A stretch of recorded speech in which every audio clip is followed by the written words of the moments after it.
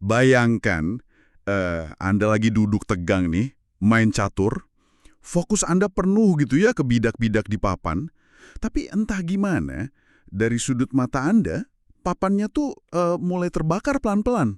Dan yang bikin makin gila, lawan main Anda di seberang meja malah Malah berbalik badan kan, mengabaikan Anda sama sekali. Terus dia malah mulai berbisik-bisik bikin kesepakatan sama penonton di luar ruangan. kacau banget sih itu. Iya, kalau Anda ngerasa pusing ngebayanginnya, nah berarti Anda udah mulai bisa ngerasain kekacauan geopolitik global yang lagi kita hadapin sekarang ini. Benar. Dan kekacauan yang multi arah itu ya, terekam sangat jelas di tumpukan dokumen yang bakal kita bedah hari ini. Gini, kita tuh nggak lagi ngelihat satu insiden yang terisolasi. Ini tuh kayak sebuah mesin raksasa yang roda giginya mulai lepas satu persatu. Betul sekali. Hari ini kita punya setumpuk materi yang lumayan memicu adrenalin ya.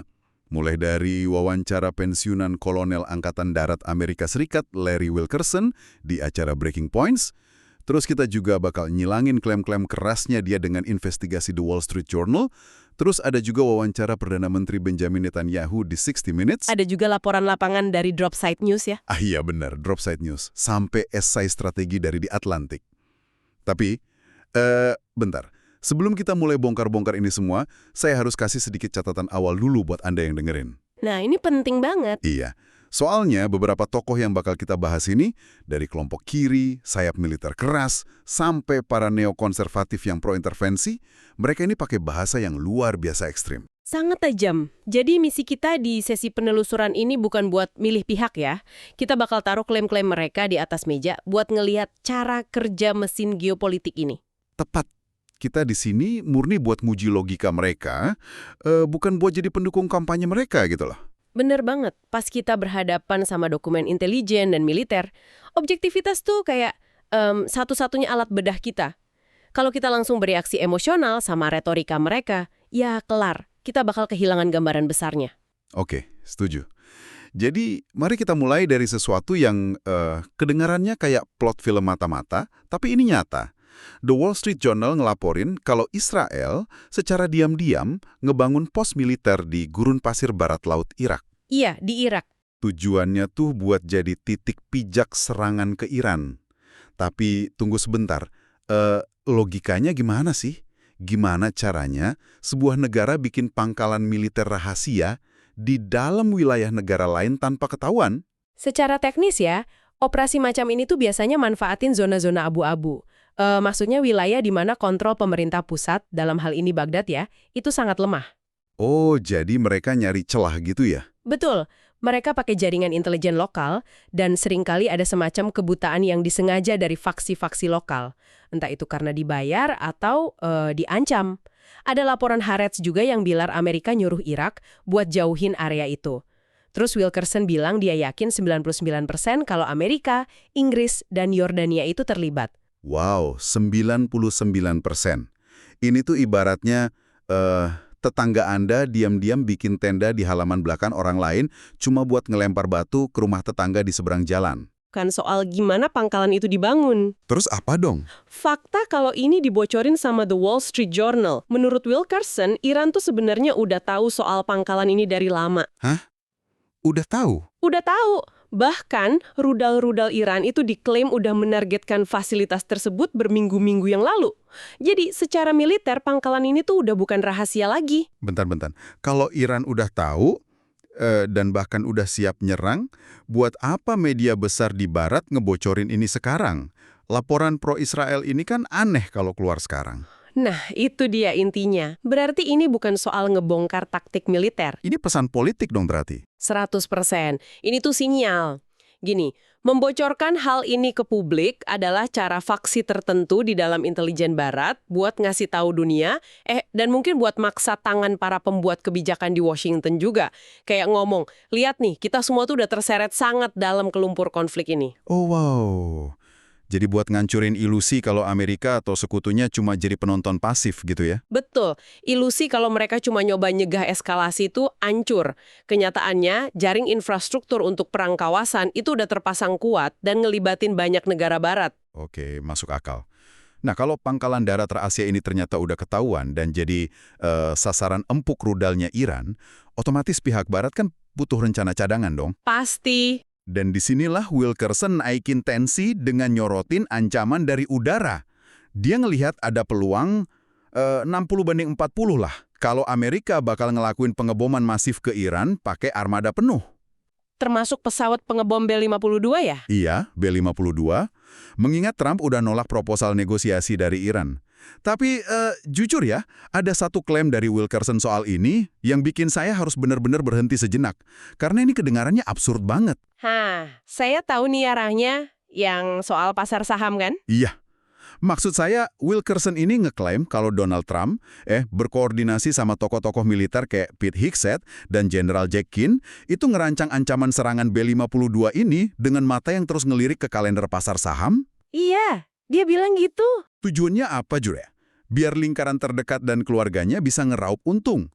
Maksud saya, Hegseth dan Keane emang punya pengaruh kuat ya di lingkungan pertahanan konservatif. Tapi ngaitin pengerahan armada pengebom nuklir demi memompa portofolio saham keluarga, bukannya itu kedengaran kayak teori konspirasinya orang yang udah terlalu frustrasi sama politik transaksional.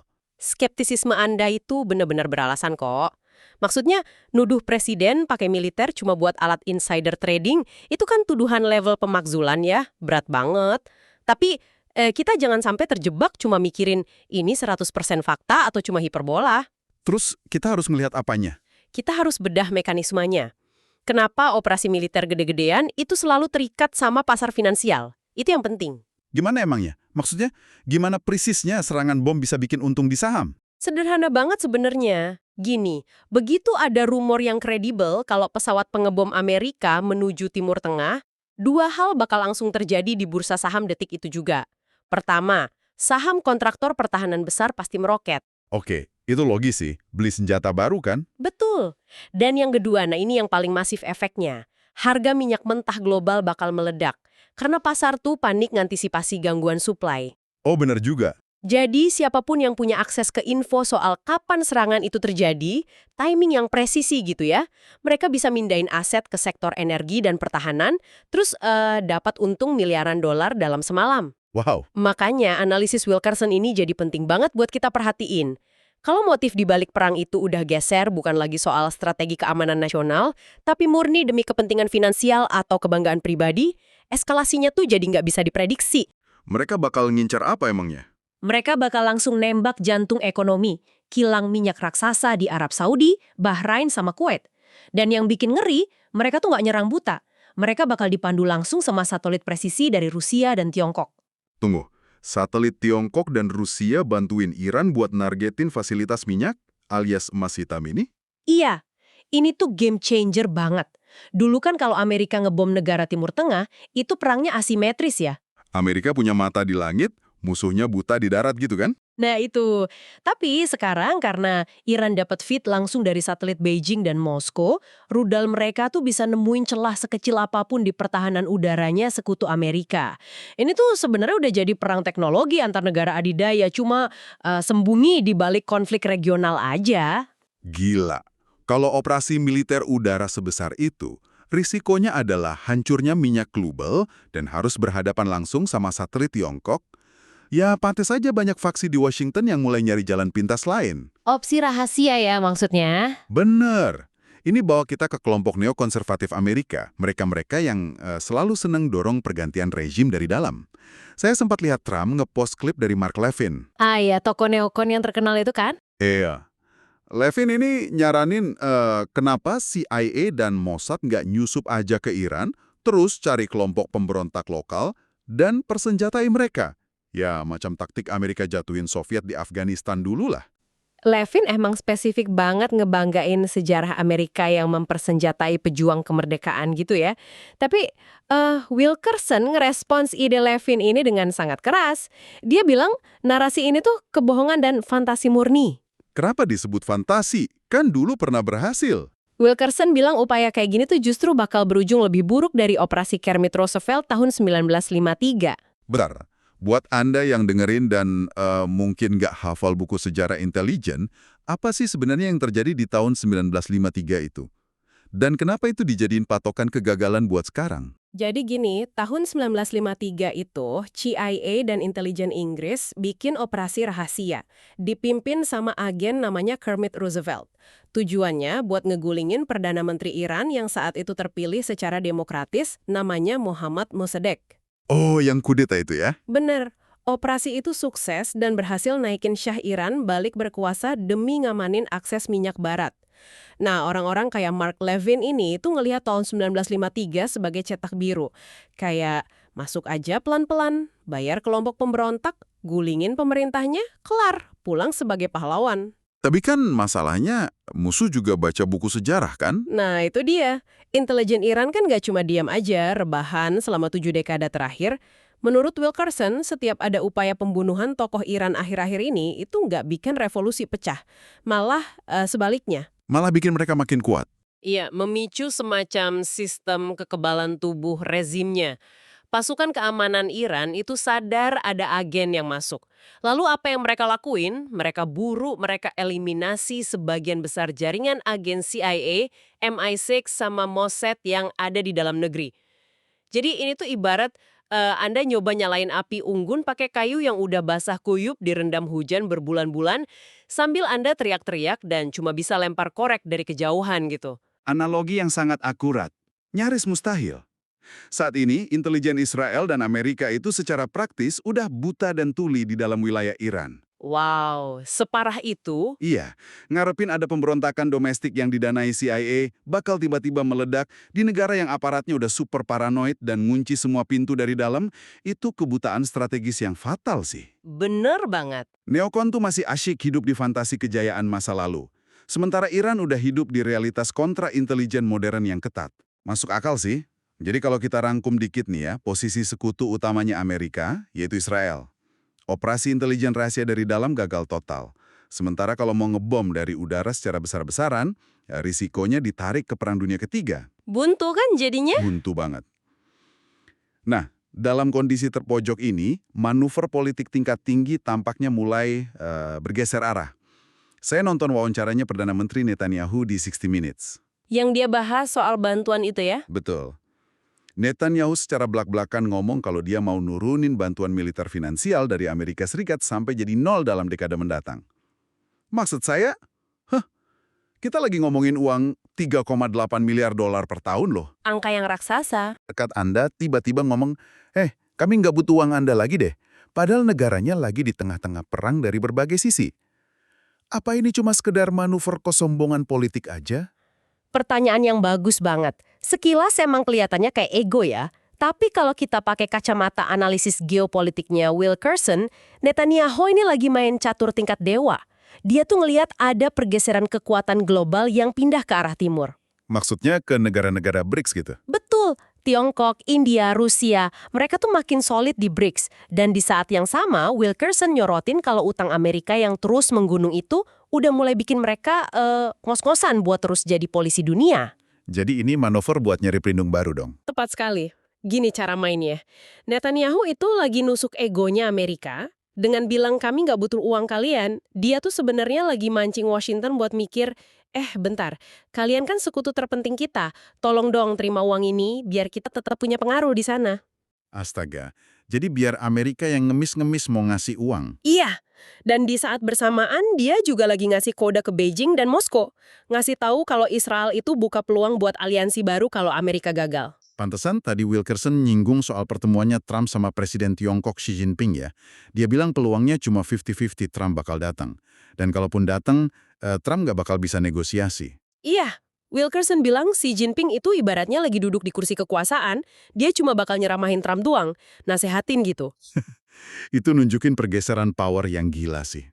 Dan bahayanya gini, sebuah kekaisaran Amerika yang lagi pelan-pelan merosot tajam ekonominya, tapi masih punya senjata nuklir dan militer di mana-mana, itu kondisi yang sangat berbahaya. Raksasa yang lagi terluka itu pergerakannya nggak bisa ditebak. Dari tadi kita kan ngebahas manuver elit nih ya. Permainan catur geopolitik, ego pemimpin negara, negosiasi miliaran dolar. Kesannya intelektual banget. Tapi kalau kita lihat ke darat, ke lapangan, Realitasnya beda jauh ya. beda banget. Konsekuensi dari catur ini diukurnya murni pakai hitungan nyawa. Laporan Courtney Bono dari Dropside News tuh ngebawa kita balik ke realitas yang luar biasa tragis. Iya, soal kondisi di Lebanon Selatan kan? Betul. Bono ngelaporin kalau dalam waktu 24 jam aja, ada 51 warga sipil yang tewas. Padahal katanya lagi gencatan senjata loh. Angka yang mengerikan. Totalnya udah lebih dari 2.800 ya sejak Maret. Iya, 2.846 korban tewas. Dan ada satu kisah spesifik yang bikin dada sesak. Seorang buruh asal Suriah lagi naik skuter sama anak perempuannya yang baru umur 12 tahun. Ya ampun. Tiba-tiba drone nyerang mereka, ayahnya tewas di tempat, anak 12 tahun itu luka parah, berdarah-darah, dan nyoba lari nyelamatin diri. Tapi drone itu balik lagi dan secara spesifik ngetargetin anak yang lagi lari itu. Iya Tuhan. Ketika ngebahas ini, Wilkerson setuju sama Bono yang nyebut ini sebagai terorisme negara. Bahkan Wilkerson pakai frasa pembersihan etnis demi ngebangun konsep Israel Raya. Dan dia nyamain strateginya sama apa yang dilakuin Hitler di masa lalu. Itu retorika yang, wow, sangat berat dari seorang pensiunan kolonel. Iya, sangat berat. Makanya saya mau ngingetin lagi ke pendengar secara eksplisit. Klaim-klaim kuat soal Hitler, pembersihan etnis, dan perluasan wilayah ini, itu adalah bahasanya dari sumber kita ya. Bukan vonis dari kami di sini. Tapi pertanyaannya, pola strategis apa sih yang sebenarnya lagi terjadi di lapangan, sampai analis militer kayak mereka ngeluarin kata-kata sebrutal itu? Kalau kita lepas sisi emosinya sebentar ya, dan murni ngelihat polanya dari kacamata strategis, ketika sebuah kekuatan militer itu secara konsisten ngeratain desa dan nargetin warga sipil yang lari, analis itu nggak ngelihat itu sebagai sekedar ngeberantas teroris. Terus ngelihatnya sebagai apa? Sebagai ekspansi demografi permanen. Maksudnya, ngancurin infrastruktur sampai ke titik di mana populasi aslinya itu udah nggak mungkin bisa balik lagi ke situ. Makanya muncul istilah berat pembersihan etnis tadi. Tapi, selain kengerian kemanusiaan ini, ada bom waktu geopolitik lain yang disorot Wilkerson. Apa itu? Turki. Turki? Kok tiba-tiba Turki ke bawah-bawah? Gini, ketegangan yang terus meluas ke arah utara ini lambat laun bakal narik Turki masuk ke arena. Dan Turki itu bukan milisi kecil. Mereka punya kekuatan militer masif, jauh lebih superior. Dan mereka itu anggota NATO. Oh, bener juga. Kalau Turki sampai ikut campur ngamanin perbatasannya. Konflik ini bukan lagi sekedar konflik lokal. Ini bakal jadi sumbu ledak buat perang multinegara berskala masif di kawasan itu. Sistem aliansi global bakal saling tabrak. Jadi semua ketidakstabilan ini dari kegagalan intelligence, pergeseran sekutu Israel ke timur, sampai bencana kemanusiaan, dan ancaman Turki, ini semua narik kita ke satu kesimpulan menakutkan dari artikelnya Robert Kagan di The Atlantic. Ya, artikel yang judulnya ngomongin status kakmat itu kan? Bener. Dan ini momen yang paling bikin merinding dari semua dokumen kita. Mari kita urai ini pelan-pelan. Kagan ini kan seorang neokon garis keras ya. Dan Wilkerson terang-terangan benci banget sama Kagan. Tapi, di analisis akhir ini, mereka berdua tuh setuju 100% kalau Amerika Serikat sekarang posisinya udah sekakmat mutlak di Iran. Itu luar biasa sih. Ya kan? Ketika dua musuh bebuyutan ideologis menyetujui satu hal yang sama, persis, itu momen yang maksa kita buat benar-benar merhatiin. Kenapa Kagan bilang ini sekakmat mutlak yang nggak bisa diperbaiki kayak pasca Pearl Harbor atau Vietnam? Karena permainannya emang udah kekunci dari segala arah. Gini, Selat Hormuz itu sekarang secara de facto udah dikendaliin sama Iran yang di-backup penuh sama kekuatan Tiongkok dan Rusia. Di sisi lain, Amerika kelihatan banget udah nggak bisa diandalin lagi sama sekutu-sekutunya. Mereka terkepung tanpa jalan keluar yang logis secara militer. Dan Wilkerson nambahin prediksi yang gila banget. Dia bilang, kalau Amerika maksain diri ngebom Iran buat keluar dari sekakmat ini, kita bakal langsung dihantam resesi global bulan Juni, terus lanjut depresi global bulan September atau Oktober, dan ujung-ujungnya potensi perang dunia ketiga. Itu efek dominonya emang secepat itu. Tapi, mari kita jelasin. Kenapa pendengar kita harus peduli soal ini? Kenapa urusan Selat Hormuz di ujung dunia sana bisa ngaruh ke kita? Gini, bayangin Selat Hormuz itu kayak keran utama buat bahan bakar dunia. Kalau selat itu ditutup karena perang, emas hitam atau minyak ini nggak akan bisa keluar. Ini bukan cuma berita luar negeri yang bisa Anda lewatin gitu aja. Dampaknya langsung ke kantong ya. Banget! Begitu pasokan minyak hilang, harga bahan bakar di pompa bensin terdekat Anda bakal meroket gila-gilaan. Terus logistik hancur, inflasi bakal meledak di luar kendali. Harga makanan naik, pasar global runtuh, uang tabungan Anda nilainya bakal tergerus habis. Ini tuh pengulangan sejarah masa-masa kelam pra-perang dunia kedua. Benar-benar suram ya, tapi itulah inti dari penelusuran kita hari ini. Karena apa yang diputusin di ruang-ruang tertutup, entah itu di Washington, Tel Aviv, atau Beijing, pada akhirnya bakal nentuin harga barang di pasar depan rumah Anda, nentuin nilai tabungan Anda, dan nentuin seaman apa dunia kita ke depannya. Betul.